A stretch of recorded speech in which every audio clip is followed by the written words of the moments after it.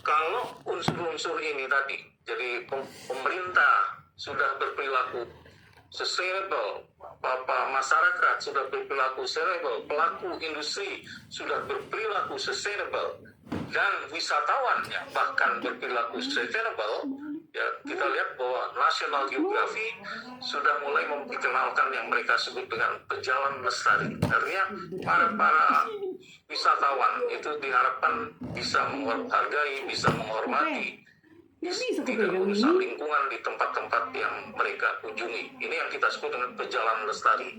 Nah, kalau keempat komponen ini tadi sudah berperilaku sustainable, barulah mimpi kita untuk mewujudkan sustainability itu akan tercapai. Ya kalau tidak, saya ragu-ragu itu bisa tercapai. Karena memang unsur manusianya lah yang sangat penting. Ya, jadi ada satu artikel yang menyebutkan bahwa manusia itu adalah predator yang paling luas terhadap lingkungan. Ya, ini sorry to say that.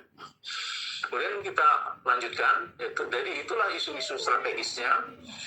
Nah, sehingga kita lihat dalam konteks SDM, ya ini karena kita berbicara di lingkungan politeknik, maka salah satu ini tadi isu dan tantangan strategis dan implikasinya itu adalah bahwa peningkatan peran serta dan kesediaan masyarakat, pemerintah, dunia usaha, dan masyarakat seperti yang saya tadi katakan agar berperilaku sustainable, gitu kan. Kemudian juga masyarakat belum sepenuhnya paham teknologi. Jadi makanya dalam satu, saya ingat di Politeknik Palembang itu salah satu talenta itu yang akan diberikan itulah mengenai talenta yang terkait dengan teknologi. Gitu. Kemudian lembaga pemerintah juga belum sepenuhnya menjadi digital institution dan berperilaku sustainable. Nah, inilah tantangan yang harus kita harus kita wujudkan nanti di dalam proses pendidikan di Politeknik Medan ini. Nah, kemudian tentu ini memerlukan prasyarat.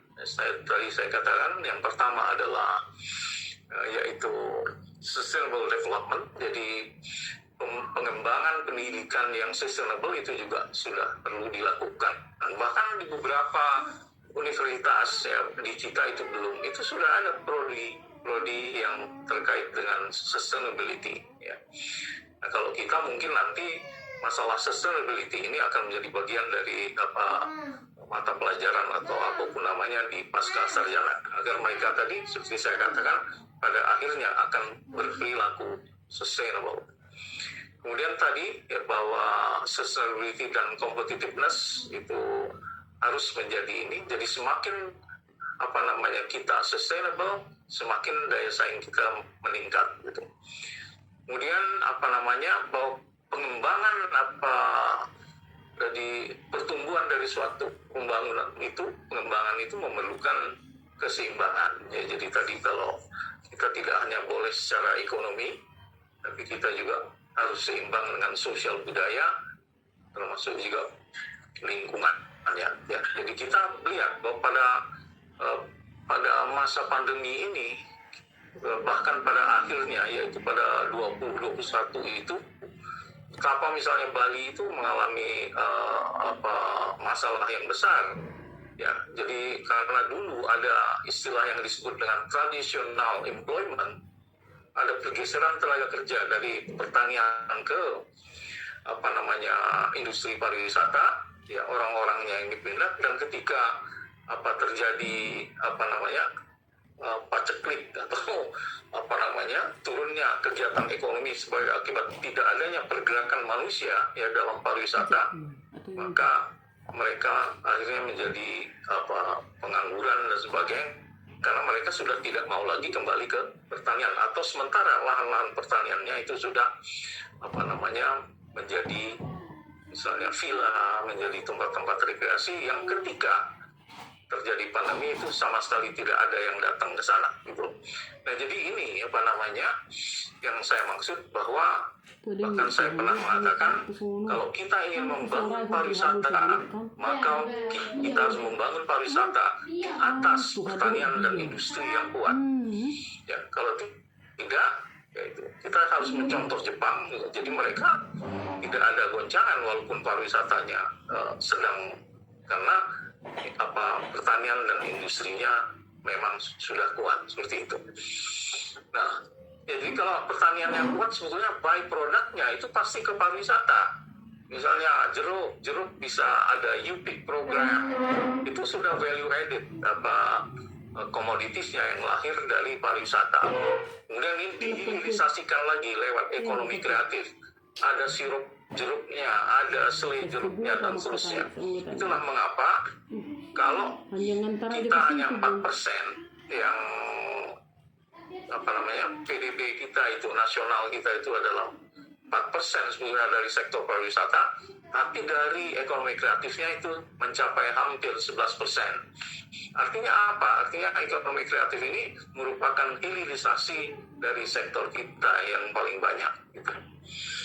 Nah, kemudian ini jadi memang a need to rethink development success. Jadi untuk mengukur, jadi harus kita pikirkan kembali apa itu ukuran sukses dari pembangunan pariwisata. Jadi tidak boleh lagi kita berorientasi kepada angka-angka tadi. Jadi tadi saya sudah menyebutkan ada 4 hal. Baik, itu bisa menjadi catatan penting bahwa itulah salah satu pikiran-pikiran ulang yang diperlukan di dalam mengukur keberhasilan itu. Kemudian, inilah 2 hal yang menurut saya yang akan menghancurkan pariwisata, yaitu materialisme. Jadi berpikirnya hanya ekonomi, ya. Kemudian berpikirnya juga hanya jangka pendek. Nah, ini juga menyebabkan bisa secara ini kita sebetulnya yang nggak enak menyebutnya, kalau kita berpikirnya seperti itu, sebetulnya kita sedang pelan-pelan bunuh diri ya di sektor ini. Jadi tidak boleh gitu. Nah, itu mengapa sustainable itu menjadi referensi kita yang penting. Kemudian nice to have versus need to have. Nah, ini juga kita sering melakukan sesuatu hanya untuk sekedar public relation exercise. Nah, nice to have gitu. Harus begini. Nah, tapi yang kita harus mulai menggeser cara berpikir kita itu ke arah need to have. Kita melakukan ini karena memang kita perlu untuk melakukan ini, bukan sekedar nice to have. Jadi ini mengapa saya tempatkan di prasyarat. Kemudian yang berikut adalah character building. Ini community education. Nah, ini peranan sekolah politeknik kita juga untuk community education itu menjadi penting ya. Sekarang desa wisata memerlukan, homestay memerlukan itu. Nah, di samping itu akan menjadi tempat laboratorium yang mahasiswa kita mempraktekkan ilmunya di lapangan, tetapi itu juga penting untuk para pengajarnya agar bisa memperkaya kemampuannya di dalam kelas seperti itu. Kemudian ini jadi character building ini terutama dikaitkan untuk membentuk sustainable behavior ya. Jadi kampus, bersih kampus itu mulai dari situ dulu. Kita bicara sustainable tapi kampus kita nggak bersih, nggak teratur dan sebagainya. Ingat bahwa pariwisata harus berdiri di atas kebersihan dan keteraturan ya. Jadi Filipina menggunakan itu ya. Jadi dia menyebutnya peace and order. Jadi tourism itu harus berada di atas peace and order, damai dan teratur. Jadi bersih itu ada di dalam unsur keteraturan. Nah, yang terakhir ya ini adalah sustainable behavior versus quality of life. Nah, jadi perilaku sustainable ini bagaimanapun akan nantinya mendorong kepada quality of life. Nah, quality of life itu di strategi pengembangan pariwisata nasional itu sudah jadi bahwa salah satu tujuan untuk mengembangkan pariwisata itu adalah untuk meningkatkan kualitas hidup. Jadi kita lihat betapa pentingnya kata sustainable itu, ya, sehingga saya melihat bahwa ini harus menjadi acuan kita di dalam mengembangkan termasuk juga sekolah politeknik kita ini. Jadi di bank saja sudah menggunakan istilah financial sustainability, ya kan? Di industri juga sudah demikian. Ya. Jadi kata-kata ini harus diwujudkan gitu dalam bentuk nanti bagaimana kita melahirkan teman-teman yang kita didik itu menjadi manusia yang berperilaku sustainable. Nah, inilah yang menurut saya merupakan bagian dari upaya untuk memikirkan kembali pariwisata ini ke arah pembentukan SDM yang berperilaku sustainable.